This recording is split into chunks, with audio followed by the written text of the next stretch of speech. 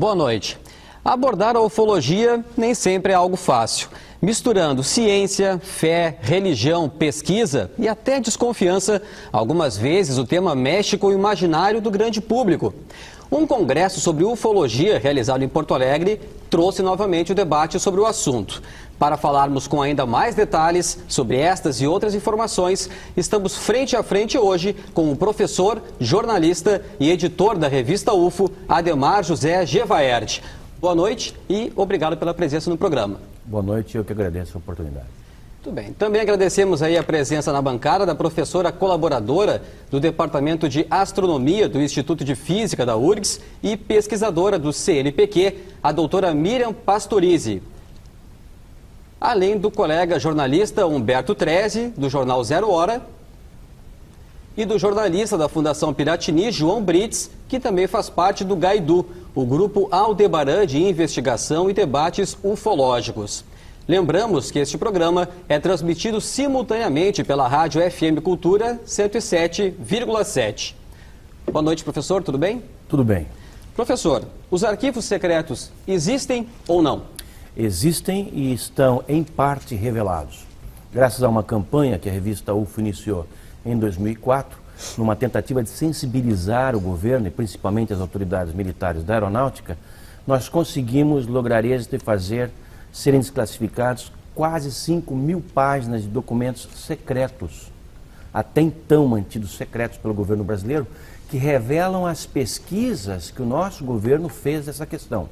E muito pouca gente tem ideia, por exemplo, que aqui em Porto Alegre, nos anos 50, houve uma forte incidência ufológica que foi acompanhada de perto pelos militares da aeronáutica, resultando em inúmeros relatórios, que foram mantidos secretos por todos esses anos. O mesmo se repetiu nos anos 60, nos anos 70, e esse material todo foi sendo acumulado no CONDABA, no Comando Brasileiro de Defesa Aeroespacial, até que através dessa campanha, que se chamou UFOS, Liberdade de Informação Já, nós conseguimos fazer com que fossem reveladas à população, e hoje estão abertos a qualquer pessoa no Arquivo Nacional em Brasília e no Rio de Janeiro, 4.500 páginas de documentos. Muito bem. Passamos então as palavras aqui para a nossa bancada. Gevaert, boa noite. Boa noite aos colegas de mesa aqui. Existem dados estatísticos sobre pessoas contatadas e abduzidas, e qual é a fonte dessas, se existe, né, qual é a fonte dessas estatísticas? Bom, infelizmente, a ufologia não se precaveu como devia há 20 ou 30 anos atrás para institucionalizar um banco de dados que contivesse informações sobre todas as ocorrências registradas, tanto de primeiro grau, quanto de segundo grau, quanto de terceiro grau, as abduções, os contatos, em escala global. Por isso nós não temos números precisos. Nós temos números brasileiros, nós temos números argentinos, nós temos números americanos, só que esses bancos de dados são setoriais e eles não conversam entre si. Mas eu te diria que há uma quantidade significativa de pessoas que foram abduzidas. E para aquelas pessoas que não sabem o que significa o termo, são situações em que gente como nós, de qualquer tipo de profissão, de qualquer grau de escolaridade, é levada por esses seres para algum tipo de contato dentro de naves, às vezes naves que ficam na atmosfera, às vezes naves que são levadas para bordo de outras naves que estão em órbita da Terra. São muitas essas pessoas. E a abdução ela pode ser consentida ou a abdução ela é um rapto? A abdução ocorre quando ela não é consentida, mas há ocorrências em que pessoas são convidadas, então aí já não se configura uma abdução. Por exemplo, há inúmeros casos pelo Brasil e pelo exterior em que o cidadão é chamado para ir a bordo da nave e, inclusive, há casos de pessoas que se recusaram. Falaram, olha, muito obrigado, mas não quero esse passeio. E há outros que aceitaram e nos contam situações diversas passadas a bordo dessas naves. Como é que essas pessoas são convidadas? Esses seres, ditos seres, eles falam a língua da pessoa? De que forma é feito esse tipo? É um pouco curioso isso. Né? É curioso, eu acho que para quem está ouvindo esse tipo de assunto pela primeira vez pode até parecer bizarro. Mas o fato é que essas ocorrências elas se dão com uma certa repetição em todo o território nacional e no exterior.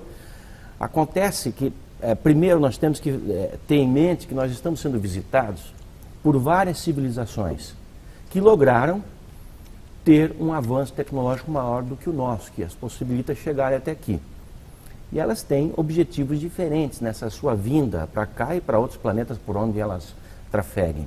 Quando chegam aqui, Em geral, e isso é uma estatística da ufologia mundial, em 9 a cada 10 casos, o contato tido com as pessoas é telepático, o que prescinde, então, de qualquer forma de compreensão das linguagens praticadas no nosso planeta. E nos casos em que o contato é oral, geralmente é na língua do próprio contatado. A pessoa recebe alguma coisa, alguma instrução ou algum convite na sua própria língua. Muitas vezes falando que são várias civilizações e objetivos diferentes. Tem algumas querendo levar para experimentos as pessoas, outras querem... Como é que se divide mais ou menos, grosso modo, esse tipo de contato? A coisa vai até mais além do que isso. Se nós formos fazer uma análise do que nós próprios, enquanto espécie, estamos realizando hoje, nós vamos entender melhor toda essa questão. Nós hoje estamos explorando uma parte do sistema solar, aquela que nós conseguimos explorar com a nossa limitada tecnologia. Fomos à Lua, fomos a Marte, estamos tirando fotografias dos anéis de Saturno, dos satélites de Júpiter. Isso tudo porque nós temos essa vontade de ir lá para fora. Outras civilizações que já passaram por esse mesmo processo evolutivo há mais tempo, já tem mais tecnologia, já pode viajar a outros lugares, dominar tecnologias ou talvez leis físicas que nós não conheçamos ou não possamos explorar, para viajar e vencer as distâncias interestelares e conhecer outras partes do universo, coisa que talvez daqui 30 anos, 40 anos, 100 anos, nós próprios vamos estar fazendo.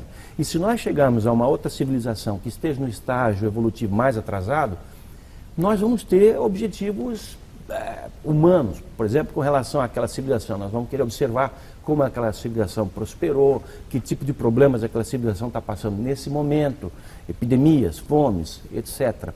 Então, talvez nós sejamos apenas um objeto de curiosidade de algumas dessas civilizações, enquanto que para outras talvez nós sejamos assim, um objeto de grande interesse. Até porque uma das coisas mais curiosas e notórias da ufologia é o fato de que esses seres que nos visitam, na sua assim, imensa totalidade, praticamente todos eles, 99 alguma coisa por cento, eles têm tronco, 2 pernas, 2 braços e uma cabeça. Humanoides. São humanoides, como nós. Há seres que se sentassem dentro dessa sala, nós não iríamos notar que eles não são desse planeta. São assim que eles são descritos pelas testemunhas, pelas pessoas que os viram frente a frente. E nós estamos falando de milhares de pessoas em todo o mundo. Inclusive pessoas de grande credibilidade, pessoas de formação técnica, pessoas que não seriam enganadas em nenhuma circunstância por qualquer tipo de devaneio psicológico ou coisa assim. Até porque a ufologia... senhor? Sim, claro, por favor, professora. Você ouviu suas explicações e eu fico realmente impressionada, não? Porque eu sou cientista, sou astrônoma, faz mais de 40 anos que eu trabalho na área de astronomia. Eu estive observando desde meus inícios da carreira, dos 20 anos, digamos assim, nos observatórios, estive no Observatório da Argentina, que é onde eu me formei, no Observatório do Chile, estive observando nas Ilhas Canárias, estive observando nos Estados Unidos, eu estive nos institutos da NASA, ou seja, tenho uma experiência como cientista muito ampla. Posso dizer ao senhor que eu passava meses inteiros trabalhando das 7 da tarde até as 7 da manhã, olhando com um telescópio cego. Consegui observar os satélites, não é? Satélites artificiais que a gente vê perfeitamente no traço, digamos assim, no céu, e jamais não conheço nenhum astrônomo, nenhum cientista que tenha tido a experiência de ter um contato do tipo que o senhor descreve. Eu poderia fornecer uma lista de pelo menos 1000 cientistas hoje, a minha colegas seus que têm essa experiência. Eu gostaria, digamos assim, de ter, digamos assim, conhecido, não é? E posso dizer, por exemplo, até que eu fui a olhar nas revistas, não é? Que são revistas, digamos assim, que estão catalogadas, que a gente pode entrar, científicas, não é? Sobre alguma experiência desse tipo, e nenhuma está comprovada. Então, fico assim realmente muito impressionada com o fato do senhor dizer, por exemplo, que aqui o governo brasileiro está pesquisando isso aí. Porque eu, por exemplo, sou cientista, não é? Do Conselho Nacional de Desenvolvimento Científico e Tecnológico, forma parte de muitas não comissões. Tinha conhecimento disso. E nunca foi discutido uma coisa desse tipo. Porque as pesquisas feitas pelo governo brasileiro, elas não foram realizadas por nenhuma instituição científica, elas foram realizadas pela Força Aérea Brasileira. Tá. Então, se a senhora for ao site, por exemplo, da Força Aérea Brasileira, ou se a senhora for aos arquivos nacionais em Brasília ou no Rio de Janeiro, a senhora vai encontrar 4.500 páginas, que, veja, isso é uma fração, isso é a ponta do iceberg. Pode ser registros de fenômenos, certo? Atmosféricos ou de fenômenos estranhos que acontecem na atmosfera da Terra, por exemplo, registrado por aviões e até, por exemplo, experiência que as próprias pessoas podem ter. Sim, claro. Esses também são registrados lá. Mas há uma equipe de alto nível na Força Aérea Brasileira que, durante todas as fases dessa investigação, imediatamente descartava aquilo que podia ser explicado. Até porque a ufologia começa desse ponto. Aquilo que pode ser explicado, em 90 e alguma coisa por cento, pode ser explicado como o fenômeno da atmosfera. Isso é descartado. Tanto que essa equipe, assim como os próprios ufólogos, se utilizam dos conhecimentos da física atmosférica, da meteorologia e até da astronomia. Embora a astronomia seja a disciplina que menos sirva para nós. Porque esses fenômenos acontecem dentro da atmosfera e muitas vezes a baixa altitude. Um telescópio não ajuda em absolutamente nada. Mas voltando à pesquisa feita pela Força Aérea Brasileira, há registro de ocorrências investigadas oficialmente pelos nossos militares, e eu insisto nisso porque, em geral, são os ufólogos que fazem isso. São os ufólogos que recebem um contato de alguém que reside numa cidade do interior e vão até lá e pesquisam e fazem os croquis, etc. e tal. Quando a gente descobriu que a Força Aérea Brasileira fazia exatamente a mesma coisa, nós ficamos surpresos. Há registros de investigações feitas com o critério de perícias policiais, que é exatamente como nós fazemos as nossas investigações. Nosso trabalho é um trabalho de perícia, um trabalho policialesco em cima das ocorrências, para verificar como elas se deram, em que circunstâncias, se as pessoas poderiam ter confundido alguma coisa. E nós nos surpreendemos mais ainda, ao ver esses arquivos da aeronáutica, que eles se assemelham muito aos nossos, dos ufólogos civis, em que há ocorrências de discos voadores pousados, investigados e descritos pelos militares, inclusive com tripulantes do lado de fora. Isso foi registrado em abundância no interior de São Paulo, no interior de Minas, no interior de Santa Catarina. Mas registrado como? Registrado pelas testemunhas. Se é uma câmera fotográfica, eu posso registrar e posso simplesmente simular muitas coisas. Eu posso simular até a formação do universo, posso simular mediante um programa numérico, posso simular, por exemplo, a evolução da Terra desde 4 bilhões de anos atrás até agora. Professora, hoje nós temos softwares com tamanha tecnologia que nada escapa. Nós recebemos na revista UFO, para você ter ideia, mais de 100 fotografias por mês. Eu sou honesto em dizer, 90% delas não são absolutamente nada. As 10%, aquelas 10 fotografias a cada 100 que sugerem algo diferente, passam por um trabalho criterioso que é desenvolvido por engenheiros do INPE, por peritos policiais do estado do Paraná, que justamente excluem as possibilidades daquilo ser qualquer coisa o senhor acredita na teoria da evolução das espécies de Darwin? Sim, acredito. Parcialmente. Há alguns detalhes que eu discutiria sobre isso nas festas. O senhor, por exemplo, tem uma ideia, por exemplo, do tempo que levou a desenvolver, por exemplo, desde animais que eram praticamente unicelulares até animais tão complexos como o ser humano, Bom, há correntes de cientistas que admitem que não houve tempo suficiente para que um ser humano tão complexo como nós somos, com 3 trilhões de neurônios, tivesse sido formado a partir da aceitação da teoria da evolução de Darwin. Eu não sei, eu não sou um cientista, sou jornalista, pesquisador, fui professor de química, tenho formação científica e eu tenho uma visão do fenômeno UFO muito, muito rigorosa. Até porque, como formador de opinião, ufólogo, editor de uma revista, eu sou obrigado a ver todos os dados que me chegam com muita atenção mesmo. E eu sou franco, eu ouço todo tipo de histórias e eu separo as histórias daquilo que eu considero investigável, fato. Hoje, colegas seus, astrônomos de várias partes do mundo, admitem publicamente Stephen Hawking, Michio Kaku. Eu acho que nós vamos falar, por exemplo, de um Marcelo Gleiser, que não entende absolutamente nada do assunto, se dá ao capricho de falar, por exemplo, sobre abduções ou sobre os círculos ingleses, os agroglifos, detonando essa questão, aí realmente nós vamos encontrar muito ceticismo. Não, eu posso dizer, senhor, o seguinte, como cientista. Existe vida no universo, além da nossa existe. Claro. E possivelmente existem outras civilizações, eu também concordo. Claro. E possivelmente existem. Só que se o senhor pensa, por exemplo, não é?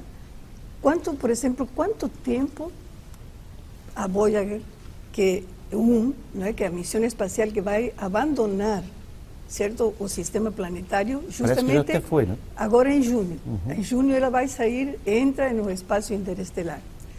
Bom, a Voyager, ela viajou com uma velocidade de 61 mil quilômetros por hora durante 34 anos para abandonar o sistema planetário, certo? Que distância ela percorreu? Ela percorreu aproximadamente umas 120 unidades astronômicas. Unidade astronômica é distância Terra-Sol. A senhora quer chegar, claro, é evidente. Tá. É evidente que as distâncias interestelares não podem ser vencidas pelos métodos utilizados hoje pela tecnologia terrestre. Sabe, por exemplo, quanto tempo nós essa Voyager deveria viajar para chegar até a estrela mais próxima a nós? 80 mil anos. Sim. Com uma velocidade de 61 mil quilômetros por hora. Se fosse nesse sistema precário que é o que nós utilizamos hoje. Então o senhor fala de sistema precário. Tudo bem. Tá. Então a gente vai dizer, por exemplo, bom, agora nós vamos inventar uma nave para que o senhor diga civilizações que vêm de onde? De que região da galáxia? Nós ainda não temos. Nós não sabemos de onde eles vêm. Nós temos tem que ser indicações. Ao sistema planetário, não é? São outros sistemas planetários. Mas, por exemplo, a senhora sabe melhor do que eu que nós estamos tão atrasados em astronomia que apenas de uns anos para cá nós descobrimos que existem planetas fora do sistema solar. Nós não sabíamos da existência dos exoplanetas. Nós só supunhamos. Hoje nós, pelo método de transição, sabemos matematicamente da existência de planetas. E temos confirmado aí por algumas dúzias de que eles têm, supostamente, superfície rochosa. Isso tudo para dizer que nós estamos ainda engatinhando em qualquer sistema científico que possamos considerar. Eu acho o seguinte, não? Eu acho o seguinte, não? É que a gente tem que ser humilde, certo? O ser humano tem que ter humildade. E de saber que, por exemplo, para nós chegar a este estágio que o senhor acha assim como muito precário, isso foram consumidas muitas horas de trabalho. Claro, muitas horas de trabalho. Não, evidente, claro. Olha só, não é muito tempo, nós fizemos, mas ainda assim avanços, passos de formiga. Dos sumérios até agora, só passaram 6.000 anos. Interessante a senhora falar do Sumério. A senhora sabia que os sumérios, em todas as suas tábuas, registram a ocorrência de seres que vieram do céu, e está em toda a mitologia suméria, que já não é mais considerado como mito, que os Anunnaki, que significa literalmente aqueles que desceram do céu, conviveram com os sumérios. E histórias de outros povos que vieram dos céus, sempre em naves, em objetos resplandecentes, estão por todas as culturas planetárias. Eu queria pegar uma carona, Givaia, nessa história, tu tocaste nos Anunnakis, a professora também está falando, e a gente vê assim, ó, a ufologia como uma paraciência, ela muitas vezes se mistura um pouco com a questão da espiritualidade, a ufologia esotérica, enfim, mística, holística, como queira chamar. Como é que funciona isso? Como é que se separa isso? E essa, hoje, a arqueufologia, que muitas vezes vai no passado buscar coisas que até então a gente não sabia responder, talvez ainda não tenha resposta, enfim, que a gente está engatinhando, buscando isso. Mas com a nossa tecnologia hoje a gente já consegue vislumbrar algumas respostas com escritos sagrados, enfim. Sim, perfeito, Brito. Primeiro é importante que as pessoas tenham noção, e eu acho que esse que é o problema que falta aos cientistas. Eles não entendem que o fenômeno está aí, negá-lo porque ele seria impossível de acontecer é tapar o céu com a peneira, ou o sol com a peneira. Porque o fenômeno está aí. O que deve se fazer é investigá-lo. Depoimentos? Vamos investigá-los.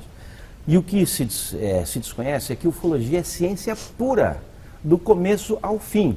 Nós, por exemplo, quando temos uma ocorrência nos céus, nós nos utilizamos de conhecimentos da física atmosférica, da meteorologia. Se esse objeto pousa e deixa uma marca no chão, nós vamos precisar de recursos da biologia, da química, da geografia, da geologia, etc. e tal, para determinar o que pode ter acontecido ali. Então, em todas as fases da investigação ufológica, como no caso das fotografias, que nós analisamos com softwares, são softwares avançados, em todas as fases nós utilizamos ciência pura. Agora, o que temos percebido, e muita gente, bem antes dos ufólogos desta geração já perceberam há mais tempo, é que apenas a ciência é estéril para analisar um fenômeno de tamanha magnitude. Porque nós estamos lidando com algo que pode provocar uma reação absolutamente total em nossa civilização. Porque a partir do momento que a gente não se veja mais como a única, mas como uma de muitas civilizações pelo universo, e que essas civilizações já têm um grau de tecnologia tal que as permite se visitar e virem até a Terra eventualmente, e até onde elas estão indo não sabemos, isso muda completamente todos os pontos de referência da população planetária. A ciência terá que ser, em boa parte, reescrita, a história terrestre vai ser reescrita, e aí a gente chega na ufarqueologia, porque os registros da ação na Terra desses outros seres, da presença desses outros seres, da chegada deles, esses registros estão por todas as partes. Há desenhos em cavernas, há escritos em moedas de 600 anos, tapeçarias de 300 anos, livros sagrados como os hindus, que têm 4.000, 3.500 anos, a própria Bíblia, e todos os registros em que o homem manifestou a sua cultura, a sua tradição, contêm ocorrências de objetos voadores não identificados, descritas, claro, cada uma delas à sua época. Por exemplo, nos tempos bíblicos não ia se falar que uma nave extraterrestre pousou em algum lugar, mas se fala de uma visão divina, se fala de um trono celestial. Carruagem de fogo. O ser que desce é um anjo, é um santo. Compreende? Sempre há essa interpretação. E isso está perene em todas as culturas da Terra. Se vocês forem até, por exemplo, os índios do Alto Xingu, vão tratar dos caiapós. A tradição dos caiapós é de receber visitas no passado de outras espécies. Inclusive um ser que conviveu com os índios caiapó se chamava Bet-Cororote, está na lenda dos caiapó, e esse índio, esse ser, aliás, que conviveu com os índios, ele veio numa canoa voadora. Canoas voadoras, barcos voadores, isso tudo está pelo folclore brasileiro. A Bíblia fala do Elias, das carruagens de fogo. Exato. Eu queria dar um corte um pouco aí nessa questão sobre a existência ou não dele. Eu queria saber um pouco a tua experiência, como é que começou esse teu interesse e se tu alguma vez tiveste algum contato com o UFO mais próximo, tipo assim, algum avistamento ou algum contato com algum ser. Eu acho que aqueles que me vêm defender esse tema com tanto entusiasmo, devem pensar, esse cara deve viajar para o planeta, algum planeta aí o tempo inteiro. Deve ter contato com os seres, deve ser amigo de extraterrestre, tomar café da manhã com ET, almoçar com outro tipo, mas não. Na verdade, o começo da minha investigação desse fenômeno foi bastante prosaica. Eu era um estudante e desde a minha adolescência me interessei bastante por isso. Ao mesmo tempo em que eu me interessava por química, pretendia ser um cientista, pretendia ser o que eu acabei sendo, professor de química, mas eu pretendia seguir a carreira química, mas me vi confrontado com o crescimento do interesse pelo fenômeno dos discos voadores, concorrendo com o meu interesse pela química. Um dia eu falei, não, é uma aventura muito mais interessante perseguir esse tema. Então não parei mais. Não tive contato assim de ver naves pousadas, não entrei em naves, não tive contato com ET, não conheço nenhum ET. Mas tive duas experiências, assim, uma delas bastante marcante. A primeira ocorreu nos anos 92, 93, nos Estados Unidos, no deserto do Nevada. Eu estava fazendo uma conferência em Las Vegas, o ano correto é 92, e fui até uma área próxima da base chamada Área 51, que existe. Até um tempo atrás o governo americano falava, não, isso não existe, é conversa, Área 51. Espera, amor, pode se olhar até no Google, tá a Área 51 e todo mundo sabe o que se faz ali desde os anos 40. Tá? Então, ali por volta da meia-noite, no retorno a Las Vegas, pro hotel em que eu estava, fui só passear no deserto, o carro em que eu estava com outros 3 ocupantes foi seguido por uma luz intensa durante uns 40 minutos, fazendo com que todos nós tivéssemos assim um acometimento de sono terrível. Foi uma coisa bastante marcante que aconteceu, não sei se foi alguma coisa além disso. Agora, também é importante que se diga que as experiências dos ufólogos não contam muito para a sua pesquisa. Os ufólogos investigam casos ocorridos com tantas outras pessoas. Pessoas que vão de agricultores, ou frentistas de posto, ou estudantes, até professores universitários, pilotos, astronautas, generais. Por exemplo, eu tenho me dedicado nos últimos tempos a visitar países sul-americanos que têm organismos de pesquisas ufológicas oficiais, mantidos pelo orçamento dessas nações. O Uruguai, muita gente não tem ideia disso. Aqui ao sul do Rio Grande do Sul, o Uruguai, desde 1979, tem um organismo dentro da Força Aérea Uruguaia para pesquisas oficiais do fenômeno UFO. Ou seja, deve haver esse fenômeno, porque senão os caras não iam estar gastando dinheiro para investigá-lo. E o que nós ouvimos lá? O que eu fui lá e ouvi, por exemplo, do comandante da entidade que pesquisa discos voadores dentro da Força Aérea Uruguaia, assim como eu ouvi depois, esse ano ainda, aqui no Chile, de um general, e no final da semana passada eu ouvi de um coronel da Força Aérea Peruana, militares todos, assim como os brasileiros, envolvidos em pesquisa ufológica. Aqui no Uruguai eu recebi descrições de ocorrências ufológicas impressionantes. Casos em que, por exemplo, toda a defesa aérea do país foi tomada de assalto e esteve paralisada diante de objetos voadores não identificados que ficavam detidos sobre certas regiões do país, especialmente sobre Montevidéu. O mesmo se repetindo na travessia para Buenos Aires. Há casos, inclusive, de Boeings decolando do aeroporto de Ezeiza que tiveram que voltar porque no caminho se defrontaram com objetos voadores de grandes proporções. Grandes proporções. Isso foi investigado pela Força Aérea de ambos os países.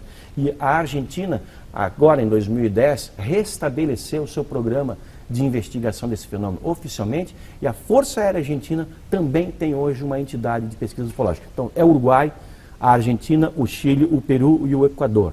São 5 países apenas nesse continente cujas forças aéreas têm verbas sendo destinadas, militares, pessoal, equipamentos, aviões destinados para a investigação desse fenômeno. A senhora tinha ouvido falar disso, professor? Não. Não, sinceramente não. Agora, se eu ligo, por exemplo, se eu ligo para o senhor, ou mando um relato de que eu tive um contato, por exemplo, né? Então, conto uma história, que sei lá, me encontrei, que foi conduzida a outro sistema solar, etc, etc. Como que o senhor comprueba que o que eu estou falando, né, é verdade? É verdadeiro. Ou simplesmente é uma alucinação que eu tive, ou simplesmente, sabe, tem pessoas que alucinam, claro. Que alucinam. Né? Nós, tem ufólogos, pessoas estamos que mais a par disso, porque nós estamos vendo a alucinação de pessoas que então, ou seja, eu não, digamos assim, eu penso que existem fenômenos. E certamente eu não sou do cientista que o senhor pensa, que o cientista simplesmente se fecha, não é? E não quer aceitar porque nós não queremos ser, queremos continuar sendo a única civilização. Não é isso, é que o cientista sempre, não é, para dizer que um fato realmente existe, precisa de alguma forma uma comprovação. Mas para obter essa informação, o cientista tem que sair a campo. Só ele não pode esperar que no seu gabinete ele vá receber essas evidências. Aliás, até poderia. Eu tenho o maior prazer de mandar evidências para qualquer cientista que queira. Agora, eles têm que correr atrás disso também. Professor, só um instantinho, só vou lhe pedir para a gente fazer um intervalinho. Pois não. Aqui no Frente a Frente. O senhor, no retorno, o senhor já faz a resposta da pergunta, tudo bem? Tá. Então, Frente a Frente faz o intervalo, a gente volta na sequência.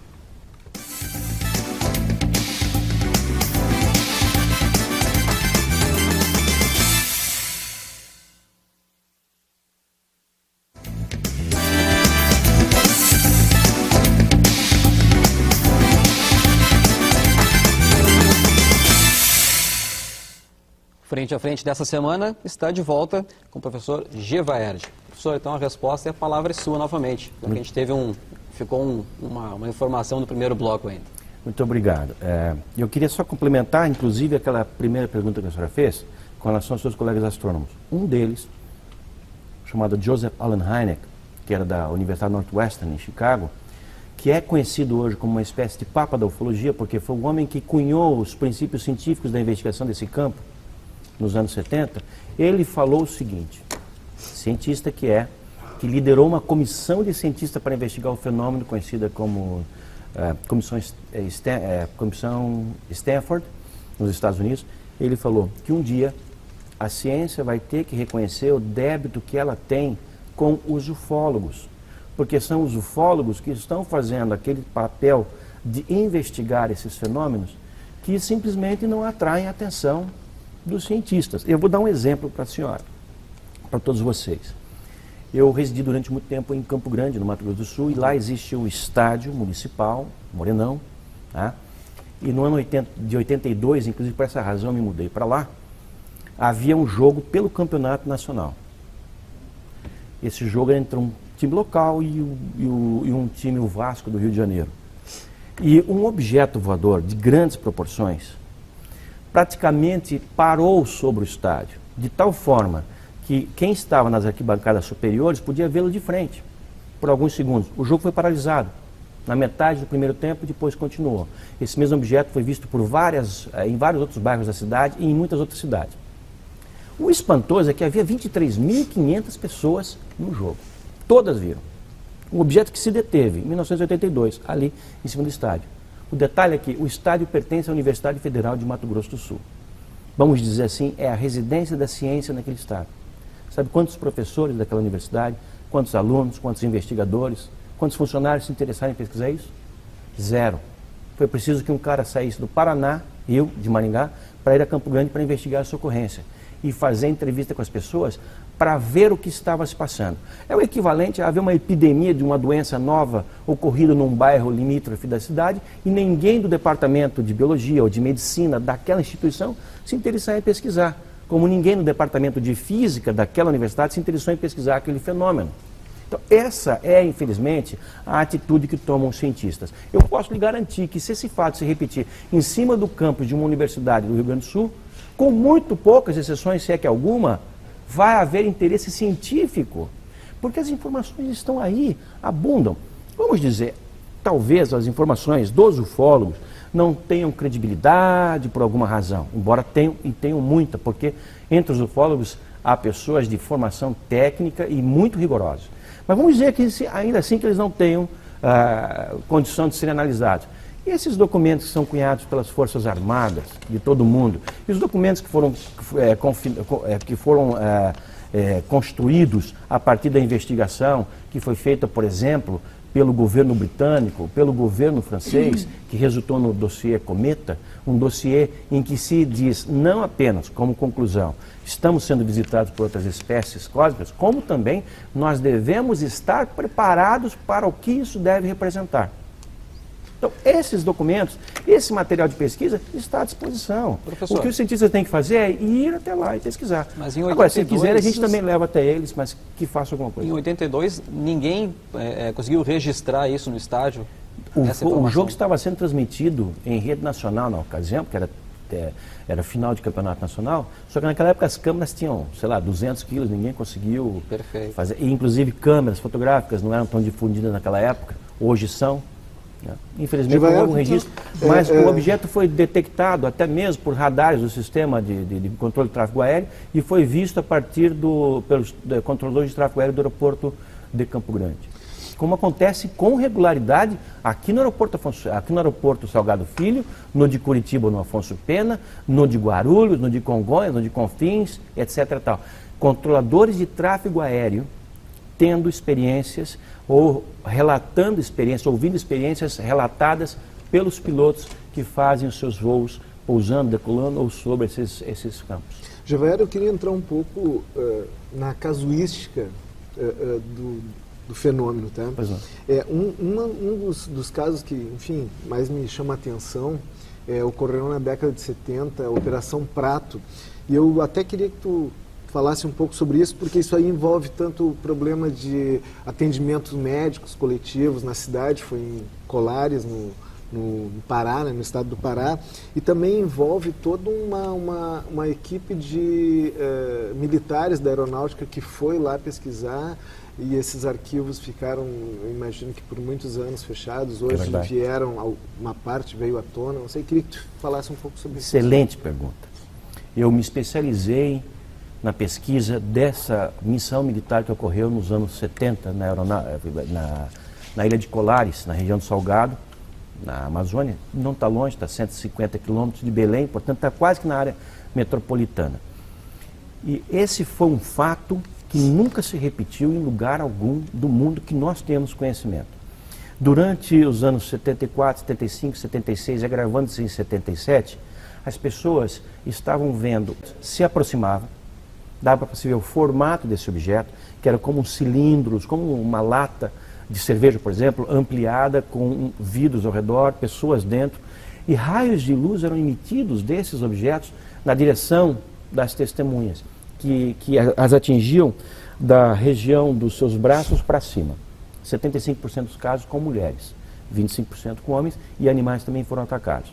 Foram milhares de pessoas atacadas por esse fenômeno, sendo que pelo menos 4 óbitos foram registrados. Chegou um ponto que a situação estava tão alarmante que a população da ilha, que era de 10 mil habitantes, já tinha ido embora. Restaram 1.000 habitantes. Nessa ocasião, os líderes comunitários da Ilha de Colares foram até a base aérea do 1º Comando Aéreo Regional em Belém do Pará, conversaram com o brigadeiro Protásio de Oliveira e disseram: brigadeiro, esse negócio vem do céu, a Força Aérea tem que investigar. E a Força Aérea mandou uma equipe para investigar, que foi comandada por um capitão da intendência na ocasião chamado Irangê Holanda, depois se aposentaria como coronel. Ele reuniu um grupo de 3 a 4 dúzias de homens militares que durante 4 meses, de setembro a dezembro de 1977, permaneceram na Ilha de Colares e outras regiões, região da Baía do Sol, ali investigando esses fenômenos. Durante os dias, eles conversavam com as testemunhas e apuravam os seus relatos. 2.000 páginas de documentos foram cunhadas a partir disso. Durante a noite, com o uso de equipamentos sofisticados, inclusive de radares portáteis, eles tentavam fazer a detecção e o registro desse fenômeno. Cerca de 500 fotografias foram feitas e 16 horas de filmes de UFOs sobre a Amazônia foram registrados pela Força Aérea Brasileira durante uma operação militar, oficial e secreta, com alguns vazamentos mais secreta.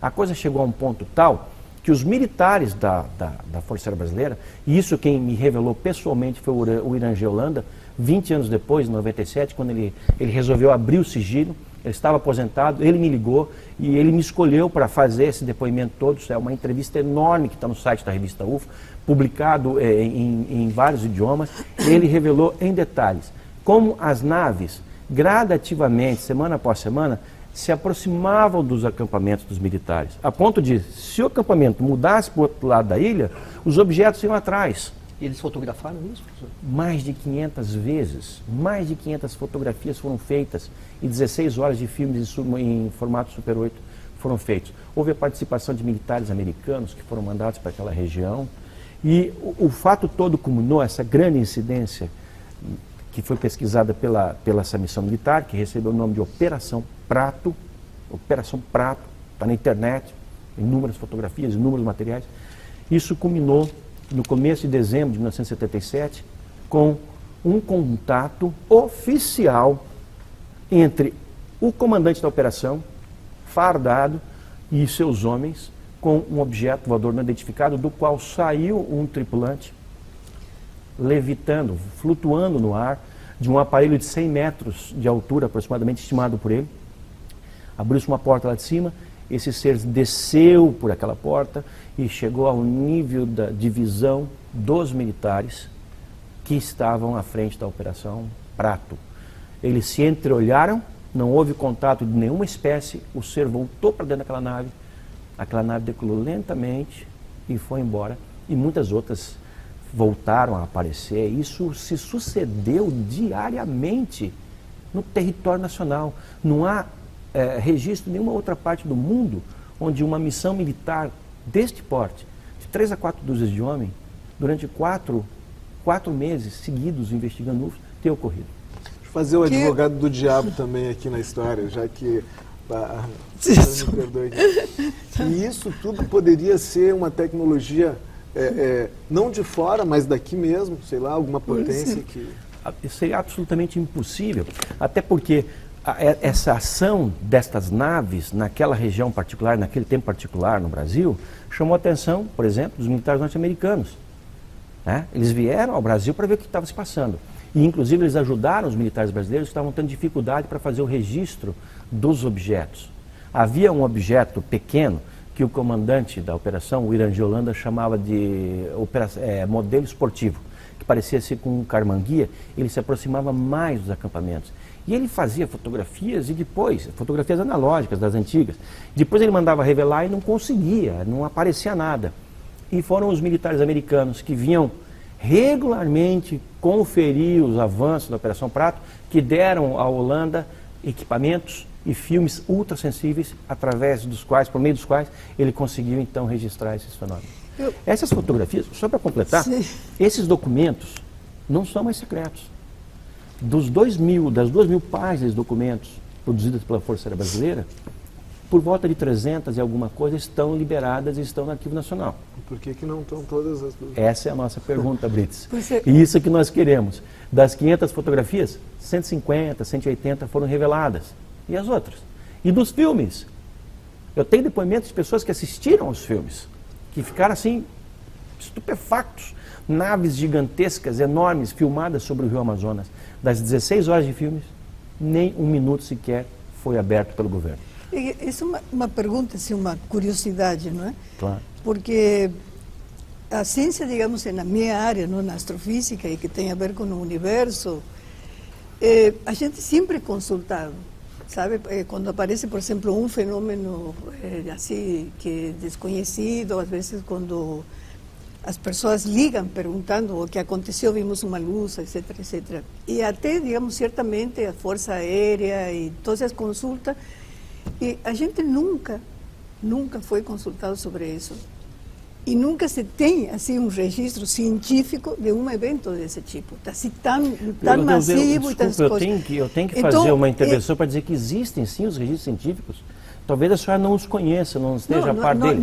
Não é eu que não conheço. Não. Posso garantir, posso dizer que ninguém aqui da minha área, em todo o Brasil, conhece ou foi consultado, sabe disso aí. Entendeu? Então, é como se os governos eu não sei nada e do que os está passando no campeonato de futebol da Colômbia, por exemplo. Tivessem uma organização secreta onde os científicos são excluídos. Não, eles não são excluídos. Então, isso é uma coisa que a mim me surpreende, o mínimo. Eu imagino a sua surpresa. Porque, mas, por exemplo, eu vou dar o exemplo do que está passando no seu país de origem. São eventos que acontecem tão diariamente, por que a gente nunca, por exemplo, se uma civilização certamente tão superior a nós, por que eles não entram em contato, por exemplo, com seres ou com pessoas ou com organizações, por exemplo? Mas eles entram, é justamente o que nós estamos falando. Agora, Astronômica Internacional. Deixa eu tentar responder a sua primeira pergunta. A sua primeira pergunta, eu vou usar um exemplo do seu próprio país, na Argentina. Só sabe por que a Força Aérea Argentina voltou a pesquisar esse assunto? Porque já pesquisou na década de 50, de 60, de 70. Porque as bases argentinas na Antártida e os navios que faziam carregamento de suprimentos para a Antártida estavam registrando um número muito grande de avistamento desses objetos, que chegavam a interferir nos equipamentos científicos das bases antárticas. Isso ocorreu também na nossa base, nas bases chilenas, neozelandesas, americanas, as bases antárticas. Agora, no caso da Argentina, que tem uma questão de soberania sobre a Antártida, porque está ali, né? A Argentina tomou aquilo de uma maneira mais séria, criando ou recriando uma entidade de investigação dentro da Força Aérea. Essa entidade é composta por ufólogos militares, ou melhor, por militares, por ufólogos civis e por cientistas. Claro, eles não vão consultar ou contratar ou convidar todos os cientistas da ação, mas convidaram alguns cientistas que já prestavam algum tipo de serviço para a Força Aérea. No caso da brasileira também. No caso da brasileira, os nossos militares se utilizaram amplamente de serviços das instituições científicas que estavam à disposição na época. Eu tenho certeza até, que a URGS foi sim consultada nos anos 50, quando a base aérea era ainda em Canoas, agora em Gravataí, ou ao contrário. Canoas. Naquela ocasião, quando houve a revoada de voadores aqui sobre Porto Alegre. Nós fomos consultados faz 3 ou 4 anos atrás sobre um objeto não identificado e pela trajetória até meus colegas calcularam que era uma das partes de possivelmente que se desintegrou de os foguetes que impulsam os satélites. Recentemente nós tivemos algumas quedas desses tanques de foguetes. Exatamente. Ou seja, lá no Nordeste. Muitos objetos desse tipo, não é? Que são, agora, o que a senhora sabe por exemplo, em relação à Antártida, nós temos um grupo, não, o senhor deve saber, porque saiu de um grupo da universidade que trabalha, Simões, sobrenome do nosso colega, no, que ele vai todos os anos, eles ficam de dezembro até março trabalhando lá. Lá onde? Na Antártida. Na Antártida. Aliás, é o primeiro grupo que conseguiu chegar até exatamente o Polo Sul. Eles fizeram uma viagem de mais de 1000 quilômetros. Brasileiro. O primeiro grupo, né? Porque sim, houve grupos anteriores. Não, digo assim, chegar até exatamente o ponto que diz Polo Sul.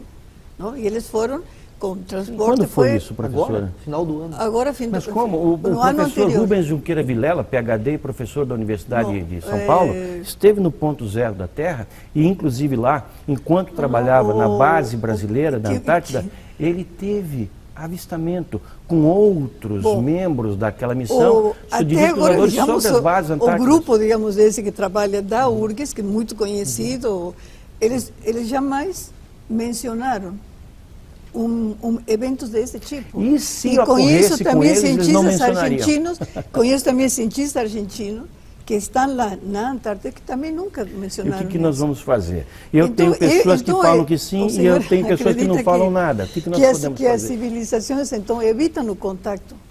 Não, elas evitam um contato aberto, mas um contato ocorrendo num nível, vamos dizer, subliminar, isso acontece há milênios. Mas tem uma explicação, eu tenho duas perguntas. Uma é essa, por que elas não fazem contato aberto com entidades governamentais e tal? Isso. Como a gente imagina aquela coisa do filme, Leve-me ao seu líder. Se eu chegasse a Marte, eu perguntaria quem é o bambambam do pedaço lá. Claro. E isso aparentemente não acontece aqui. Não.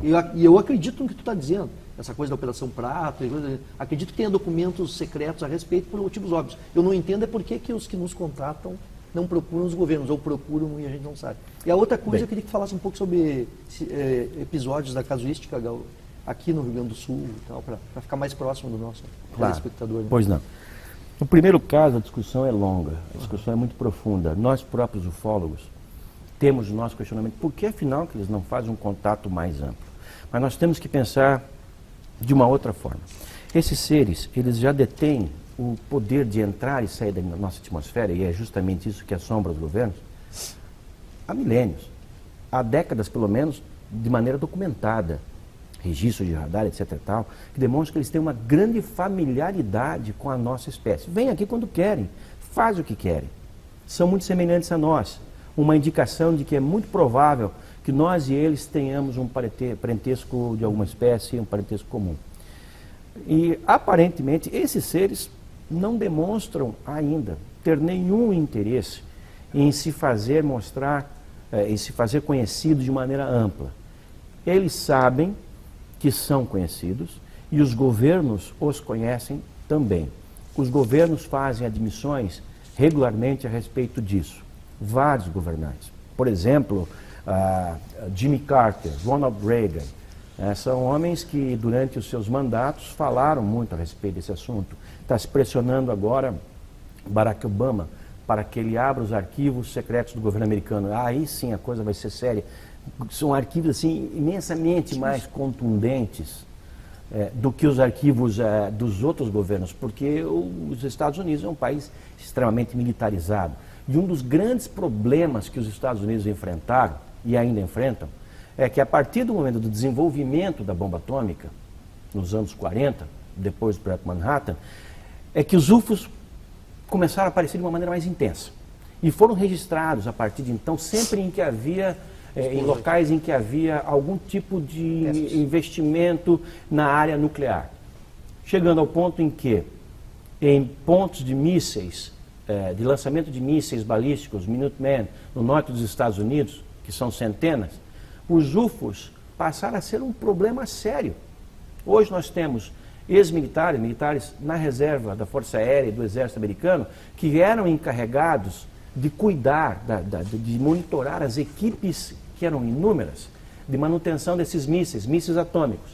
e que estão indo a público para dizer, como o coronel Robert Salas, que eu entrevistei recentemente nos Estados Unidos. O Robert Salas é um dos homens que vai a público, como esteve no Larry King, para dizer: o governo americano está escondendo informações seríssimas sobre a ação de UFOs sobre bases de mísseis norte-americanos, que chegaram ao ponto de invalidar as cabeças nucleares, os códigos de lançamento, enfim, inutilizar aqueles aparatos de guerra. Então, o governo sabe disso? Sabe. As autoridades sabem disso? Sabe. O Vaticano sabe disso? Sabe. Por exemplo, costumo sempre citar isso em minhas palestras. Isso é uma coisa que pouca gente deu atenção, mas o astrônomo oficial, para citar um outro astrônomo, doutora, o astrônomo oficial do Vaticano, que ele é PhD com 2 titulações em estrelas binárias, que é do seu país, ele é de Rosário, o jesuíta José Gabriel Funes, que se senta à mesa do Papa, recentemente falou exatamente o seguinte: que não reconhecer a existência de outras espécies avançadas no universo é menosprezar a capacidade criativa de Deus. Hoje há outros teólogos, que também são cientistas, como houve no passado, falando coisas semelhantes, dando a entender que a Santa Sé se move na direção de acompanhar esse fenômeno. Até porque a Santa Sé está envolvida diretamente na construção ou financiando observatórios astronômicos em várias partes do mundo. Professor, e nesses casos específicos aqui, então, do Rio Grande do Sul? O Rio Grande do Sul é um dos estados brasileiros que tem uma intensa casuística. Ela se manifesta desde os anos 50. E a sorte que houve para a ufologia brasileira é que aqui sempre existiram ufólogos muito ativos e muito diligentes investigando, como é o caso do Felipe Machado Carrion, que era professor aqui, que escreveu um livro nos anos 60, Discos Voadores Imprevisíveis e Conturbadores, como um outro professor de Pelotas, Luiz do Rosário Real, ou o professor José Vitor Soares. Hernan Mostágio, ali de Santa Maria. Hernan Mostágio. Esses homens entraram pelo Estado e se detiveram em lugares onde as ocorrências eram marcantes. Por exemplo, Alegrete. Alegrete é um ponto de grande intensidade de observação de objetos voadores não identificados. Há casos ali até extremos de um homem, um vigia de um quartel, que atirou numa nave. Contra as ordens de seus superiores, a bala voltou, alojou-se no seu joelho, ele não tomou cuidado com aquilo, teve que amputar a perna. Aqui recentemente, ou mais ou menos recentemente, nós tivemos um caso em Pelotas, com um piloto, um homem de grande credibilidade na sua região, o Haroldo Westendorf, que estava pilotando, era seu hobby, pilotando seu próprio avião, um monomotor, sobre a Lagoa dos Patos, e se deparou com um fenômeno enorme, que foi confirmado pelos controladores de tráfego aéreo do aeroporto local e do aeroporto de Porto Alegre, e visto também por pessoas que estavam a partir do solo, quer dizer, confirmações cruzadas. Quer mais um caso de piloto? 7 pilotos. Durante uma certa noite, em 1986, no Brasil, nós tivemos 21 UFOs de 100 metros de diâmetro cada um. Imagina, o tamanho de uma quadra urbana. Como é que sabe que 100 metros? Senhora, isso foi detectado por radar. Os radares são precisos, inclusive pelos radares de bordo e pelos radares de terra. Aeroportos, simultaneamente, de Confins, de Anápolis, sim, mas o senhor disse isso, conta todas essas que mais histórias. Vocês precisam? Mas aonde está registrado? Isso porque são sempre histórias assim. Não são histórias. O fulano ia viajando e viu isso aí. Com todo respeito, a Força Aérea Brasileira não é composta de idiotas. A Força Aérea Brasileira disparou 7 caças. Ninguém faz isso para brincar. 7 caças, 4 Mirage e 3 F-5 das bases aéreas de Santa Cruz, de São Paulo e de Anápolis para interceptar esses objetos. Como gestionaram os radares de Confins, os radares de Anápolis, de Congonhas, de Guarulhos, do Galeão. Nós estamos falando do quê? Nós estamos falando de documentos, de ocorrências documentadas. Por exemplo, o que a senhora talvez não tenha conhecimento, e muito poucas pessoas talvez tenham, é que naquela ocasião, o então presidente da Petrobras, Osiris Silva, um dos homens mais reputados desse país, estava a bordo de um avião Xingu, saindo de Brasília depois de ter uma conversa com o presidente e voltando para São José dos Campos. Estava diretamente na rota dos objetos. E o SINDACTA, o Centro Integrado de Defesa Aérea e Controle de Tráfego Aéreo, pediu a ele, por ser a aeronave mais próxima, e também por ser um militar, um graduado, um coronel, para que observasse aquele fenômeno. E ele então foi com o avião Xingu, ele estava acompanhado do copiloto Alcir, que é de Campo Grande, que eu entrevistei, e o Osiris também foi entrevistado por meus colegas, e eles dois seguiram um dos objetos e puderam dar descrições daquele objeto. Assim como os pilotos que estavam a bordo dos 7 caças da Força Aérea Brasileira que foram disparados. Parar o encalço disso. Isso durou horas. O ministro da Aeronáutica, no dia seguinte, o então brigadeiro Júlio Otávio Moreira Lima, chegou a convocar uma conferência de imprensa. Todos os pilotos se sentaram na frente dessa conferência de imprensa, junto com os comandantes que fizeram o disparo dos aviões, que fizeram o controle daquela situação toda, e o brigadeiro declarou textualmente, literalmente no ar: nós ontem recebemos a visita de alguma coisa, não sabemos o que é. Vamos emitir um relatório em 30 dias. Esse relatório nunca saiu, pelo menos publicamente. Agora, no ano 2007, entre os documentos liberados pela Força Aérea Brasileira, estava lá o relatório de 9 páginas, produzido por um brigadeiro para os seus superiores do Condabra, em que se diz, na conclusão final, no item 3, e esse documento está disponível, posso oferecer a qualquer um de vocês, está no site da revista UFO, se diz que os objetos, os 21 objetos, de 100 metros de diâmetro quadrado, determinados por radar, demonstraram ser de natureza sólida e estar sob controle e inteligente pela sua capacidade de voar informação. O que mais nós queremos? O que mais nós podemos esperar? Só uma pergunta, eu gostaria de fazer ao senhor. Professora, vou ter que lhe pedir, porque a gente está com um finalzinho do programa já que o assunto é bem só uma pergunta. O senhor mencionou de que possivelmente quienes, digamos assim, tripulam, não é? Aqueles que estão, essas naves, eles seriam seres muito parecidos conosco, certo? Sim. Ou seja, organismos vivos. Então, a que velocidade, não é? Eles deveriam se transportar, porque certamente eles não estão dentro do sistema solar, fora do sistema solar, para visitar-nos assim tão diariamente, assim, tão frequentemente, regularmente, como o senhor menciona. Eles deveriam praticamente, não é, se transportar com velocidades quase velocidades próximas à luz. Talvez muito acima dele. Tá? E acima dele, exatamente. Ou seja, mas, cientificamente, a gente sabe que qualquer organismo vivo, ou, por exemplo, qualquer elemento sólido, como poderia ser aquele de uma nave, não consegue sobreviver sem transformações drásticas, moviendo-se a essa velocidade. E isso está comprovado cientificamente em laboratórios que isso acontece. Então, como é possível, entendeu, que acreditar na existência desse tipo não acreditar, de organismos? Saber, conhecer as informações. Não, mas é que é o seguinte, eu pergunto, bom, então com que velocidade eles se transportam? Que material compõe a nave? Esses são as grandes respostas que todos nós buscamos. Eu convido a senhora, os seus colegas da URGS a tentarem buscar essa resposta também. Mas como nós vamos a buscar se a gente jamais consegue ter contato com esses seres? Mas com o telescópio a senhora jamais vai conseguir. Não, nem com o telescópio. Olha, eu já andei... 30 segundinhos, professor, por favor, só para responder essa última pergunta com relação à questão da velocidade mesmo, por favor. Nós não temos como determinar isso.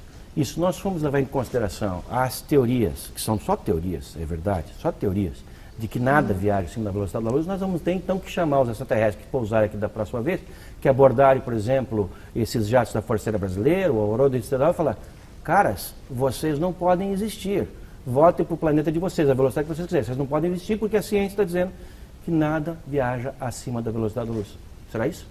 Não pode ser. Eles estão aqui, eles existem. Então há um paradigma sendo quebrado. Como é que nós vamos entender esse paradigma? A ciência tem urgentemente que entrar nessa discussão, mas não entrar com ceticismo, mas entrar para valer, para investigar, para tentar descobrir e, quem sabe, encontrar respostas que podem até favorecer o desenvolvimento dessas próprias disciplinas. Professor, muito obrigado pela sua participação aqui com a gente no Frente a Frente. Muito obrigado. Muito bem, o Frente a Frente dessa semana termina aqui. Lembramos que o programa é reprisado no próximo domingo, às 21 horas. Agradecemos então a presença aqui dos nossos convidados. Uma boa noite e até uma próxima. Tchau.